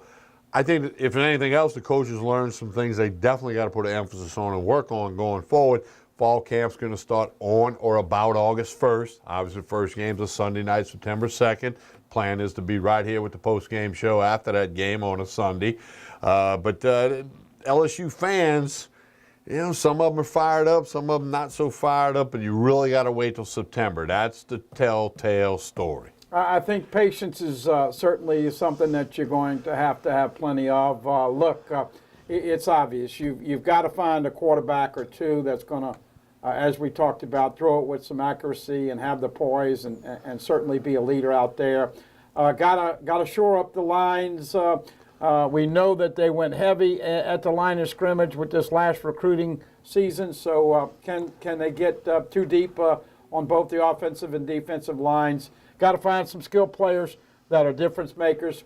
Special teams, I kind of agree with what you said. It was a little disappointing that you got a special teams coach, and yet Cole Tracy is the guy that's coming in and is going to be the place kicker. But the punting was not, up to snuff. Well, and you didn't see any returns. I know they didn't want to do kickoffs and punt returns and all that in the spring game. They didn't want to get anybody hurt. I get that. Right. But you could have had a segment of the game where they'd have lined up and tried a few field goals. Yeah, they didn't try any field you goals. know, or tried an extra point or two after a TD. Well, they did that. They made some extra points. But bottom line is that that's still an unknown. Defense, LSU's going to get after people. Devin White. He'd be one of the best players in the country. But look, I think this defense is going to keep them in a lot of ball games. The question is, can offense get them some points and finish off some games? DK, you figure out LSU should be better than Arkansas, Ole Miss, and all these other teams that they've been better at. You're kind of starting at square one with a rebuilding, but once again, the start of this season, very, very important to the psyche. And as we go forward, we'll chronicle that all summer long on all the radio shows. Well, there you go. So a long way to go, as they say. Baseball, we'll see what happens at Ole Miss the following weekend in Arkansas. 2 weekends that might tell the tale on what happens the rest of the way, depending on the outcome there. Of course, softball's rolling on, and the NFL draft. Major League Baseball's full speed. A PGA Tour stop in New Orleans this week down at the TPC of Louisiana in West Wego. The two-man team format, that has created a little excitement.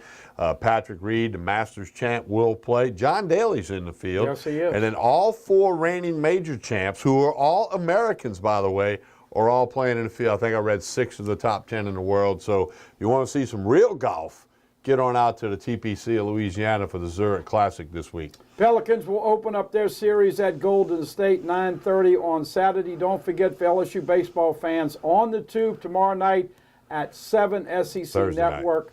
That's tomorrow night. That's Thursday. And then Saturday, the 3 o'clock game on Saturday on ESPNU. Friday game is on the digital network. All right, buddy, we appreciate you taking time out of your very busy schedule to pinch hit for Mr. Hultberg. He's scheduled to be back next week. And, of course, folks can hear you on the radio Monday through Friday from 1 to 3 with Buddy's Sports Talk. Interesting to see how many Tigers go in the first couple rounds tomorrow night. I know Geis is going to be there. A lot of scuttlebutt about him slipping. Arden Key has fallen off the chart. On behalf of everyone at Pelican Broadcasting, thank you for watching Tigers Roar. Spread the roar. We'll talk again soon.